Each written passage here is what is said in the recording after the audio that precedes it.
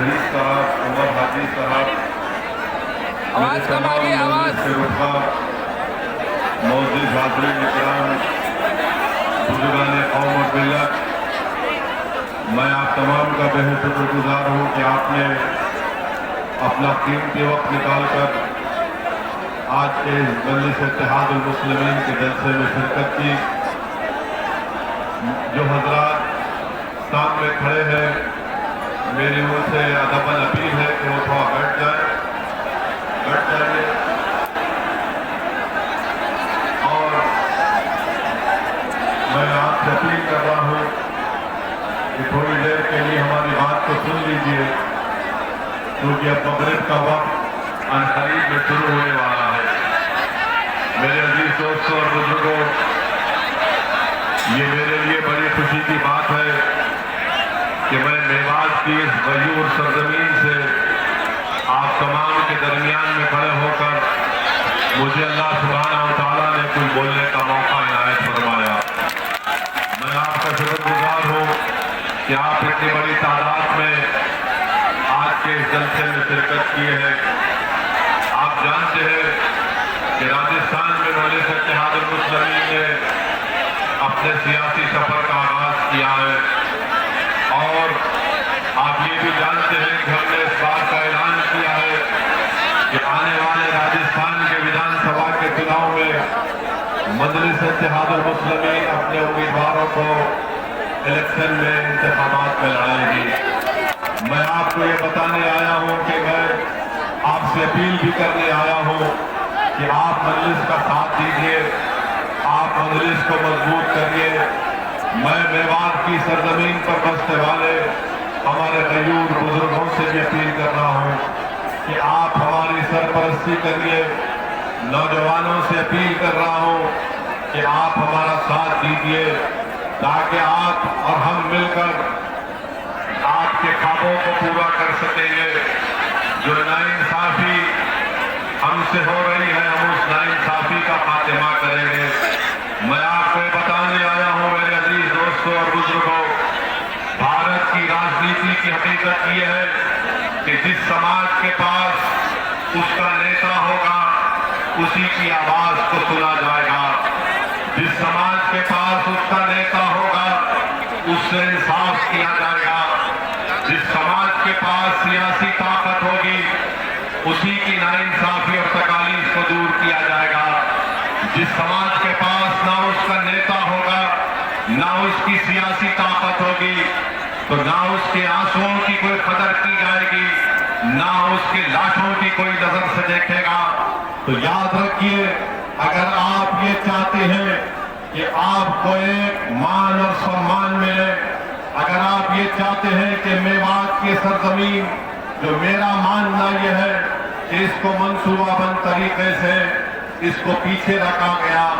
मेवात की सरजमीन जहां पर तालीम का इंतजाम नहीं, जहां पर बच्चों के स्कूल में पढ़ने का कोई इंतजाम नहीं, जहां पर बच्चियों को आला तालीम हासिल करने के लिए कॉलेजेस का इंतजाम नहीं। मेरे अजीज दोस्तों, मेरी इज्जतदार माँ और बहनों, आप मेरी इस बात को जहन नशीन कर लीजिए कि ये तमाम चीजें उसी वक्त आपको हासिल होंगी जब आप अपनी एक सियासी ताकत को बनाएंगे, जब आप अपने वोटों से अपने नुमाइंदे को कामयाब करेंगे। बरसों से आपने सिर्फ किसी को वोट देते आए हैं, मगर आपने अपने आप को कभी वोट नहीं दिया। मैं आज असदुद्दीन ओवैसी आपके दरमियान में खड़े होकर ये आपसे अपील कर रहा हूँ कि आप मजलिस को जब वोट देंगे तो ये समझ कर वोट दीजिए कि मैंने 50 साल सबको वोट किया मगर उन्होंने मेरा कोई काम नहीं किया। अगर आज एक मर्तबा आप मजलिस का साथ देंगे तो मैं आपको गारंटी से कह रहा हूँ, वादा कर रहा हूँ कि आपसे समाजी इंसाफ शुरू होगा, एक नए दौर का आगाज होगा और हम उन तमाम चीजों को हासिल करेंगे जो दूसरे तमाम तबकों को दिए जाते हैं। राजस्थान की सियासत में आप देखते हैं कि सेकुलरिज्म के नाम पर वोट तो लिया जाता है मगर इक़्तिदार मिलने के बाद आपकी तालीम और आपके रोजगार और आप की तरक्की और डेवलपमेंट विकास का कोई काम नहीं किया जाता। आज आप देखते हैं कि आज से थोड़े दिन पहले राजस्थान के बजट का ऐलान हुआ, बजट को पेश किया गया। मैं पूछना चाहता हूं राजस्थान के मुख्यमंत्री से कि आप बताइए हमको, पिछले बजट में आपने ये ऐलान किया था कि 7 रेजिडेंशियल स्कूल बनाए जाएंगे अकलियतों के लिए, अकलियती बच्चों के और बच्चियों के लिए ऐलान किया गया था। चूरू में बनाया जाएगा, सवाई माधोपुर में बनाया जाएगा, नागौर और तिगाड़ा में, अलवर में, घरसाना से गंगानगर में, सम जैसलमेर में 180 करोड़ की लागत से मुख्यमंत्री अशोक गहलोत की सरकार ने पिछले साल ये वादा किया गया था कि 7 अल्पसंख्यक समाज के स्कूल बनाए जाएंगे।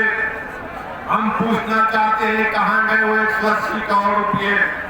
क्या उस स्कूल के संगे बुनियाद रखा गया? उस स्कूल की बिल्डिंग का तामीर का काम शुरू हुआ? कहीं पर कुछ नजर नहीं आता। फिर यह कहा गया था कि 500 मदरसों में स्मार्ट क्लासरूम बनाए जाएंगे। बताइए कौन से मदरसे में अशोक गहलोत की सरकार ने 500 मदरसे बनाए? पिछले साल के बजट में अशोक गहलोत की सरकार ने ऐलान किया था कि गंगानगर में, भीलवाड़ा में, अजमेर में 3 अल्पसंख्यक समाज के बच्चियों का माइक चेक करो भाई, बच्चियों का हॉस्टल बनाया जाएगा। माइक चेक करो, माइक। और फिर अल्पसंख्यक समाज अकलियतों के बच्चों के लिए हॉस्टल बनाया जाएगा नागौर में, सवाई माधोपुर में, पाली में, भरतपुर में, अलवर में 20 करोड़ की लागत से बनाया जाएगा। कहां गए ये सिर्फ ऐलान कागज पर किए जाते हैं, मगर जमीन पर कोई काम नजर नहीं आता।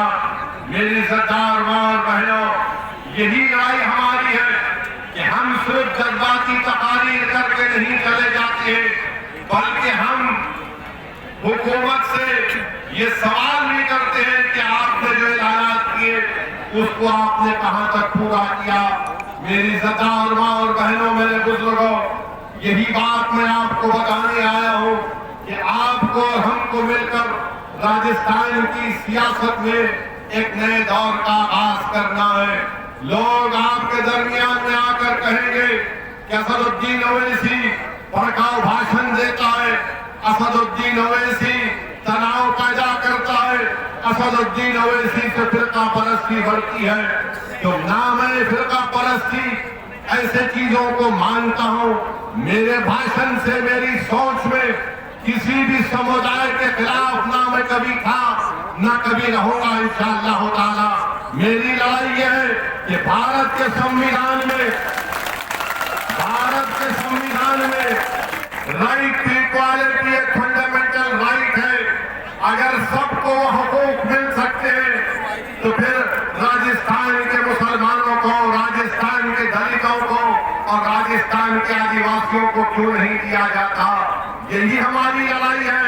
आज आप देखते हैं कि 5 साल से कांग्रेस की सरकार है, इनके बजट के ऐलानात को मैंने आपके सामने रखा और उसके बावजूद भी कोई ऐलान, जब आप ऐलान 1 साल पहले करते हैं उसके बाद आप देखते हैं कि जमीन पर कुछ नहीं किया जाता। मगर जब चुनाव आएगा तो इनकी जबान से आप जरूर सुनेंगे कि ओवैसी पर यकीन मत करो, ओवैसी वोट काटने आया है। अरे कांग्रेस के लोगों सुनो, पिछले 2018 में तुमने राजस्थान में कामयाबी हासिल की थी। जब लोकसभा का इलेक्शन 4-5 महीने के बाद हुआ तो तुम एक लोकसभा की सीट नहीं जीत सके। जब क्या ओवैसी आया था या ओवैसी का जिन आया था या कौन आया था? और खुद मुख्यमंत्री के बेटे चुनाव हार गए। मगर आप देखेंगे कि आज के हमारे इस तकरीर के बाद कल से कांग्रेस के चूहे अपने बिलों से निकलेंगे।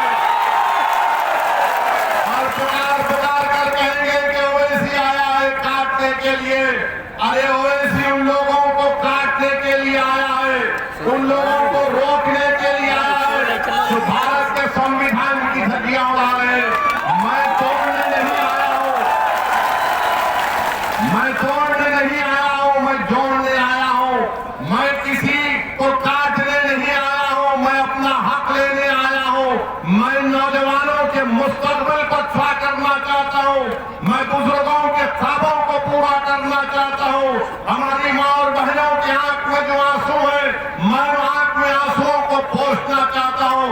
और ये उसी वक्त होगा जब आप हमारा साथ देंगे। सिर्फ तालियां मार के नारे लगाने से कामयाबी नहीं मिलेगी। आपको इन तालियों को, इन नारों को, इन जज्बात को, और जो हजारों की तादाद में आज आप यहाँ पर जमा हुए, आपको इसको वोट में तब्दील करना पड़ेगा। क्या आप वोट में तब्दील करेंगे इसको? क्या आप वोट में तब्दील करेंगे इसको? क्या आप हमसे वादा कर रहे हैं कि मंत्री साहब की जमानत है? तो इंशाअल्लाह ताला हम आगे बढ़ेंगे। क्योंकि लोग इल्जाम लगाते हैं, अरे ओवैसी इनसे मिला हुआ है, ओवैसी उनसे मिला हुआ है। अरे ओवैसी किसी से मिला हुआ नहीं है। ओवैसी न गहलोत का है, ओवैसी न कांग्रेस का है, ओवैसी न मोदी का है, न बीजेपी का है। ओवैसी और ओवैसी किसी को अपना आका मानता है तो मोहम्मद मुस्तफा ओवैसी के सामने कोई वजीर आजम और कोई प्रधानमंत्री या चीफ मिनिस्टर सब बराबर है। और हम बराबरी चाहते हैं। बराबरी कैसे हासिल करेंगे? गुलामी करने से बराबरी नहीं मिलती, खड़े होकर अपने हक के लिए लड़ने से बराबरी मिलती है। तो मेरे अजीज दोस्तों और बुजुर्गों, आपको एक सियासी ताकत बनना है, आपको एक सियासी कुव्वत बनना है।